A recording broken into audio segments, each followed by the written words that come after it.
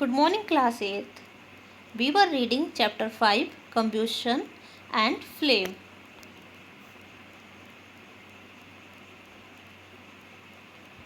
In this chapter, we have seen about combustion, and now in this class, we are going to understand some conditions which are necessary for combustion. So, students, open page number 66 in your science book and keep a pencil with you to underline hard words. Now, I am going to read. The three conditions necessary for combustion are: first, presence of a combustible substance; second, presence of supporter of combustion; and third, attainment of ignition or kindling temperature of the combustible substance. So, three conditions which are necessary for combustion are: number 1, combustible substance; number 2, supporter of combustion; and number 3, ignition temperature or kindling temperature of the combustible substance for combustion. Now, combustible and non-combustible substances. It is necessary for a combustible substance to be present for combustion to take place. Let us perform activity 5.1 to learn about combustible and non-combustible substance. So, only combustible substance can catch fire. So, combustible can be occur in combustible substance. So, now we have to perform activity 5.1 to see or to observe whether the test substance is combustible or not. So, you can read the procedure. First, take substances like paper, sand, water, wood, wool, cloth piece, iron nails, kerosene oil, glass, matchstick and stone, and try to burn them one by one with the help of lighted candle. So first you have to take substance like paper, sand, water, wood, wool, cloth piece, iron nail, kerosene oil, gases, matchstick and stone, and after it you have to try to burn them one by one with the help of a burning candle. Lighted means burning. Now you have to observe what happens in this activity. Turn the page. Do all of them burn? Why do some of them catch fire while the other don't? Do all the substance burn in the same way as kerosene? Record your observation in table 5.1 and identify them as combustible and non-combustible. Okay. So you have to identify that substances are combustible and non-combustible. You have to form or make a table and you have to write substances one by one in this table. So first, paper. Paper is combustible because paper can catch fire easily. Second, sand. Sand is non-combustible because it does not catch fire. No. Now the water. Water is non-combustible. Wood. Wood is combustible. Wool. Wool is combustible. Cloth piece. Okay. Cloth piece is also combustible.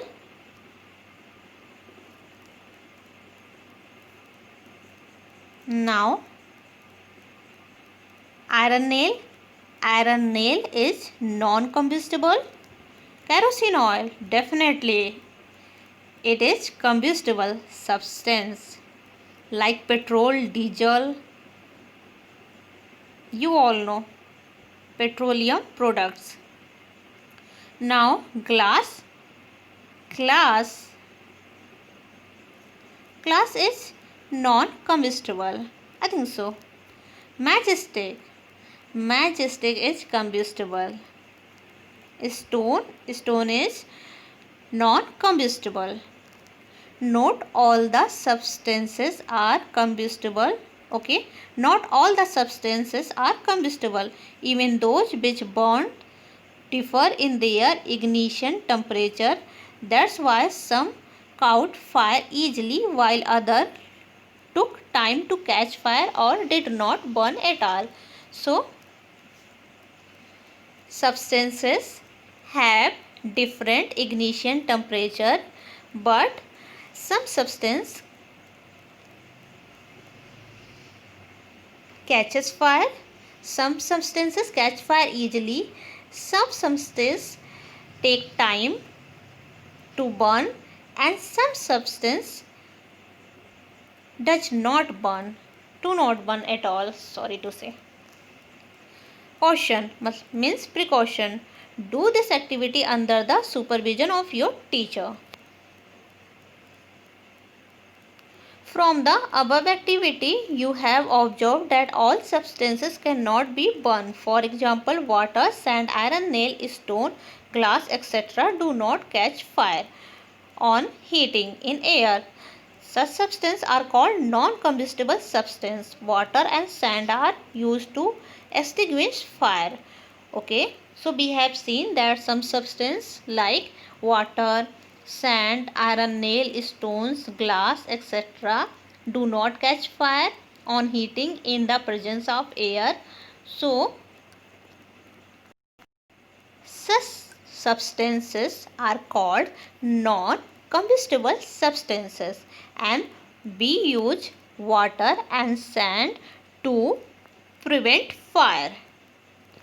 Substances such as paper, wood, kerosene, cloth, etc. catch fire on heating in air and are categorized as combustible substances, while paper, kerosene and cloth can be burnt by slow heating.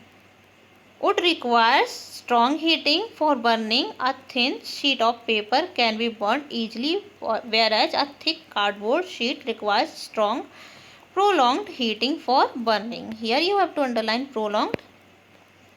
Prolonged means longer time. So, substances such as paper, wood, kerosene, cloth, etc. can catch fire very easily, and that's why they are categorized as combustible substances. But we have seen that paper, kerosene and cloth can be burnt very easily by slow heating, and wood requires strong heating for burning.